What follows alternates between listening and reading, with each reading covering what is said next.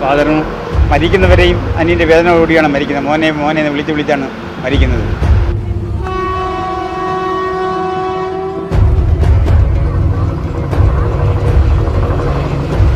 ഓടിക്കൊണ്ട് പോയിട്ട് തിരിച്ച് വരുന്ന കൂട്ടത്തിൽ ബാംഗ്ലൂർ വഴിയാണ് വരുന്നത്. ബാംഗ്ലൂർ വഴി വന്നപ്പോൾ ട്രെയിൻ മാറിക്കയറി വന്നു.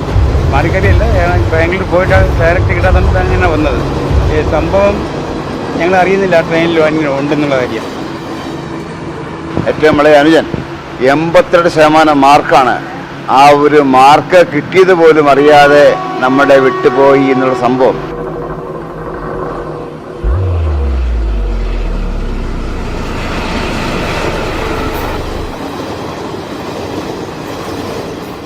നമസ്കാരം. 1988 പെരുമൺ ദുരന്തം ആരും മറന്നുപോയി കാണത്തില്ല.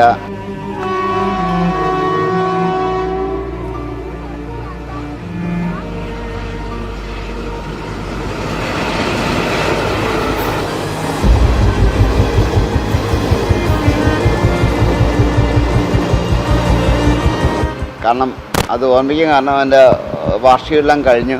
ഇപ്പോൾ എൻ്റെ കൂടെ ഉള്ളത് നാസർക്കയാണ്, അദ്ദേഹത്തിൻ്റെ അനിയൻ. അതായത് ബിടെക്കിന് അന്ന് 1988 82% മാർക്ക് വാങ്ങിച്ച റിസൾട്ട് പോലും അറിയാൻ പറ്റാതെ പുള്ളി ആ ഒരു ദുരിതത്തിൽ മരണമടഞ്ഞു. അദ്ദേഹത്തിൻ്റെ ചേട്ടൻ എൻ്റെ കൂടെ ഉണ്ട്. ഇത് പറയാൻ വാക്കുകളൊന്നുമില്ല, പക്ഷേ അത് ആ ഒരു സ്മരണ ഇല്ലേട്ടാ.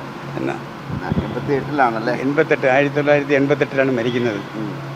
അന്ന് ഞാൻ ഡൽഹി പോയിട്ട് വരികയായിരുന്നു.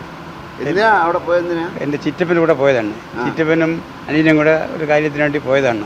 ചിറ്റപ്പൻ്റെ കാര്യത്തിന് വേണ്ടി അനിയൻ കൂടെ കൂട്ടിക്കൊണ്ട് പോയിട്ട് തിരികെ വരുന്ന കൂട്ടത്തിൽ ബാംഗ്ലൂർ വഴിയാണ് വരുന്നത്. ബാംഗ്ലൂർ വഴി വന്നപ്പോൾ ട്രെയിൻ മാറിക്കയറി വന്നു. മാറിക്കയറിയല്ല, ബാംഗ്ലൂർ പോയിട്ട് ഡയറക്റ്റ് കിട്ടാത്തതുകൊണ്ട് അങ്ങനെ വന്നത്. ഈ സംഭവം ഞങ്ങൾ അറിയുന്നില്ല ട്രെയിനിൽ അങ്ങനെ ഉണ്ടെന്നുള്ള കാര്യം. രാത്രി 1 മണിയായപ്പോൾ വീട്ടിൽ 2 പേര് വന്ന് പറയുന്നത് ഇങ്ങനെ പെരുമൺ ആക്സിഡൻറ്റ് എന്ന സംഭവം നടന്നിരിക്കുന്നത്, അതിൽ അനിയനുണ്ടോ എന്നൊരു സംശയമുണ്ട് എന്ന് പറഞ്ഞു. അപ്പോൾ കൂടെ പോയ ആൾ മരണപ്പെട്ടു പോയോ എന്ന് സംശയം വന്നവർ സംശയം പ്രകടിപ്പിച്ച്. നിങ്ങൾ എത്ര ആൾക്കാരാണ് വീട്ടിലുള്ളത്? ഞങ്ങൾ 5 മെമ്പേഴ്സാണ്. ഫാദറിന് 5 മക്കളാണ്. ഫാദറിന് മദറിനും പോയിട്ടുണ്ട്. എനിക്കറിയാം.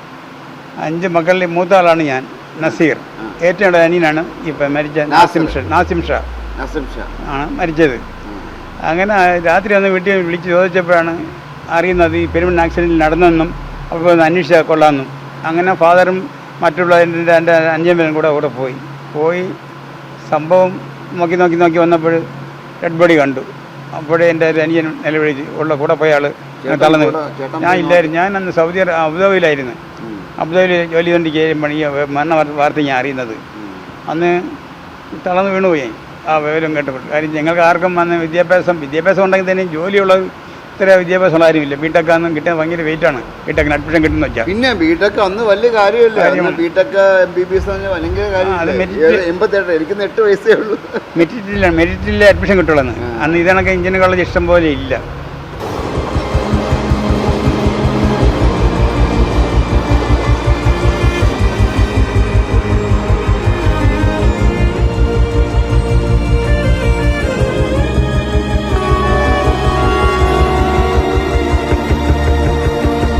SLCക്ക് തന്നെ നല്ല മാർക്കോട് വേണ്ടി അയാൾ പാസ്സായത് തന്നെ.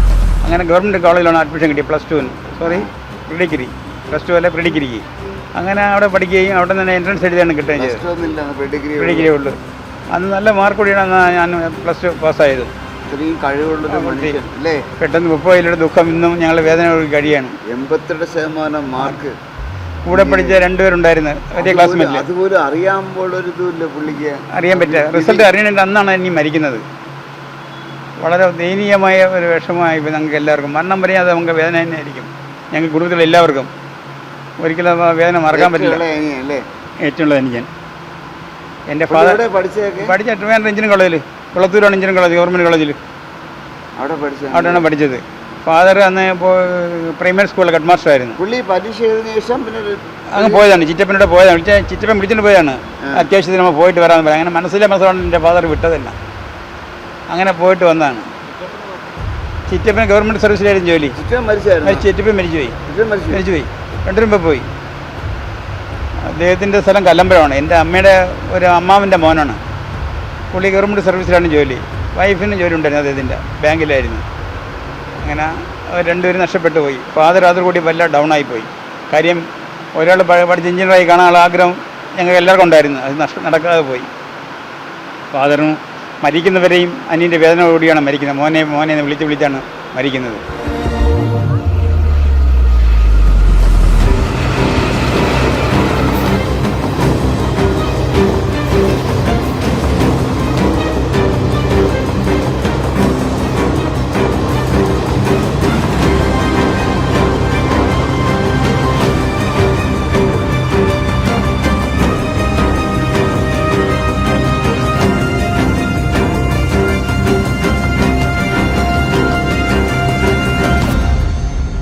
പെരുമണ്ണൻ ദുരന്തത്തിൻ്റെ കാര്യങ്ങൾ ഒരുപാട് പേര് എന്തൊക്കെയോ ചുഴലിക്കാറ്റാണെന്ന് പറയുന്നുണ്ട്, എന്തൊക്കെയൊക്കെ പറയുന്നുണ്ട്. നമുക്കൊന്നും അറിഞ്ഞുകൂടാ അവർ പറയുന്നത് നമുക്കറിയാൻ കൊള്ളു. എങ്ങനെയാണ് ഈ തീവണ്ടി മറിഞ്ഞത്? എനിക്ക് 8 വയസ്സേ ഉള്ളൂ. എങ്ങനെയാണ് മറിഞ്ഞത്? ഇപ്പോഴും ദുരൂഹതയാണ്. തീർച്ചയായിട്ടും എങ്ങനെയാ മറിഞ്ഞത് വല്ല അറിയാം? ഇവര് പറയുന്നത് കൊടുങ്കാറ്റ് അടിച്ച് വീണെന്നാണ് പറഞ്ഞത്. ഇവിടെ കൊടുങ്കാറ്റ് അടിക്കാൻ സാധ്യതയില്ല. അടിക്കുന്നത് അന്നേ കൂട്ടത്തിൽ ഞാൻ എനിക്ക് പ്രായം വന്നതിന് ശേഷം ഞാൻ പോയായിരുന്നു അവിടെ. ഒരു കൊടുങ്കാറ്റടിക്കാനുള്ള സാഹചര്യമൊന്നുമില്ല. ഞാൻ അന്വേഷിക്കാൻ വേണ്ടി പോയതാണ്. പക്ഷെ അവിടെ അങ്ങനെ സാഹചര്യമൊന്നുമില്ല. അന്വേഷിച്ചായിരുന്നു. ഞങ്ങളെ സംശയം എന്ന് പറഞ്ഞത് ബ്രേക്ക് പിടിച്ച് ചവിട്ടി കാണവർ വന്ന സ്പീഡിന് വന്നപ്പോഴേ എന്തെങ്കിലും ചെയ്ത് കാണവർ. ബ്രേക്ക് ചവിട്ടിയപ്പം പെട്ടെന്ന് മറിഞ്ഞായിരിക്കും, അല്ലാതെ വരാൻ സാധ്യതയില്ല. അല്ല, പാളത്തിന് നടക്ക് എങ്ങനെ ബ്രേക്ക് ആരെങ്കിലും ചാടിയതാണോ എന്തോ അറിയാൻ പറ്റില്ലല്ലോ എന്താണ് സംഭവം എന്നുള്ളത്. ഉപഭോഗങ്ങളാണ് നമുക്കുള്ളത്. അല്ല, അങ്ങനെ സംഭവിക്കാൻ പാടില്ല. ആ സമയത്ത് നിങ്ങൾക്ക് സംശയങ്ങളൊന്നും ഇല്ലായിരുന്നു. ഒന്നും സംശയിക്കാൻ പോയില്ല. അന്നൊക്കെ വളരെ ഡൗൺ ആയി പോയി. 108 പേര് മരിച്ചില്ല. 107-108 പേരൊന്നും മരിച്ചു. അതിൽ ഒരാളായിരുന്നു എൻ്റെ അനിയൻ.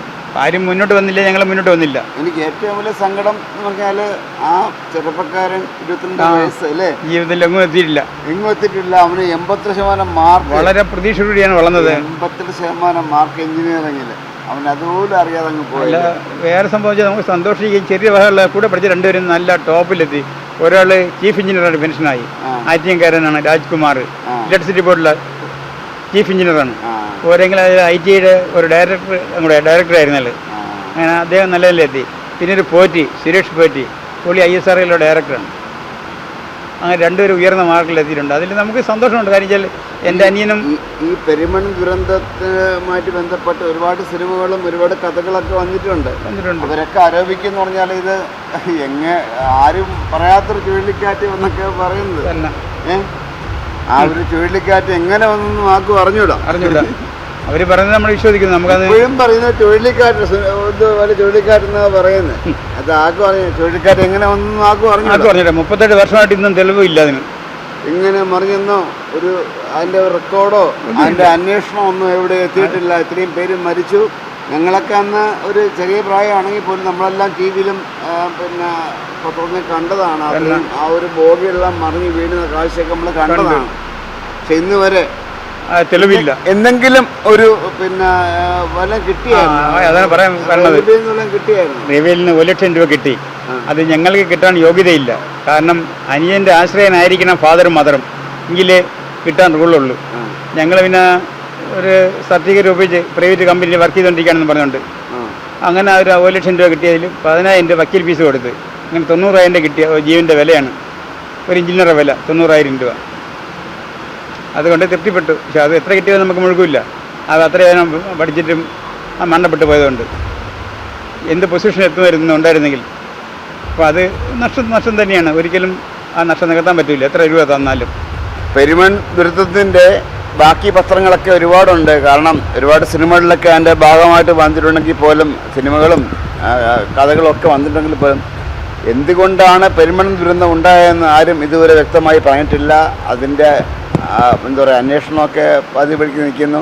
ഒരു ഇല്ലാത്ത ഒരു ചുഴലിക്കാരൻ്റെ കേസൊക്കെ പറയുന്നുണ്ട് അല്ലേ, എന്താണെന്ന് അറിയില്ല. എങ്കിലും ഈ ഒരു ചേട്ടൻ്റെ അനുജൻ, ഏറ്റവും ഇളയ അനുജൻ, 82% മാർക്കാണ്. ആ ഒരു മാർക്ക് കിട്ടിയത് പോലും അറിയാതെ നമ്മുടെ വിട്ടുപോയി എന്നുള്ള സംഭവം അദ്ദേഹത്തിന് ഇപ്പോൾ ഉണ്ടായ എത്ര വയസ്സായിട്ട് ഇപ്പോൾ ഉണ്ടെങ്കിൽ 60 വയസ്സായിരുന്നു സാറേ. 60 വയസ്സായല്ലേ? 60 വയസ്സാവും. മാത്രമല്ല 60 വയസ്സല്ല, അയാളെ എവിടേക്ക് എത്തുമായിരുന്നു അല്ലേ? എന്തെല്ലാം ഭാവി ഉണ്ടായിരുന്നു. അതിന് കൂടെ പഠിച്ചവരൊക്കെ വല്ല നിലയിലായി. അന്ന് 88 1988 88% മാർക്കും വാങ്ങി പാസ്സായ ഒരു മനുഷ്യനാണ്. എന്തായാലും ആ പെരുമണ്ണിൽ പുള്ളി ഒലിച്ചു പോയി. അദ്ദേഹത്തിന് ആ ഒരു റിസൾട്ട് പോലും അറിയാനുള്ള ഭാഗ്യം ഇല്ലാണ്ടായിപ്പോയി. നമ്മൾ ഓർമ്മിപ്പിക്കുകയാണ്. അന്വേഷണം എങ്ങും എത്തിയിട്ടില്ല, അതും കൂടി ഓർമ്മിപ്പിക്കുകയാണ്. വിസ്മയസിന് വേണ്ടി ക്യാമറമാൻ അരുൺ സാറിനൊപ്പം ശ്രീകുമാർ സൈനിക.